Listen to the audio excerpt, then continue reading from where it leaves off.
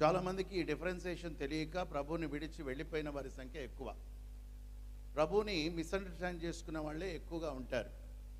ఎందుకంటే వాళ్ళు ప్రార్థన చేసినప్పుడు జవాబు రాకపోవడము, అనారోగ్యము వచ్చినప్పుడు స్వస్థత రాకపోవడము, వారి కోరికలు వారి మొక్కుబడులు తీర్చబడకపోవడము, దాని ద్వారా కోపంలో ఇంకొక మనిషి మీద ఎలా కోప్పడతామో ఆ కోపంతో సహవాసానికి రాకుండా, దట్ ఈస్ అనే big criteria in the life.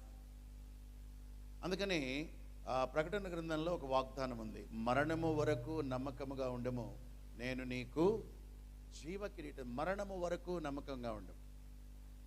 సమస్యలు రావు, కష్టాలు రావు. ధైర్యము కోసమై ఒక మాట చెప్తున్నాను. ప్రకటన గ్రంథము 7వ అధ్యాయము 14వ వచనం తీసిన వారు చదవండి. అందుకు నేను, అయ్యా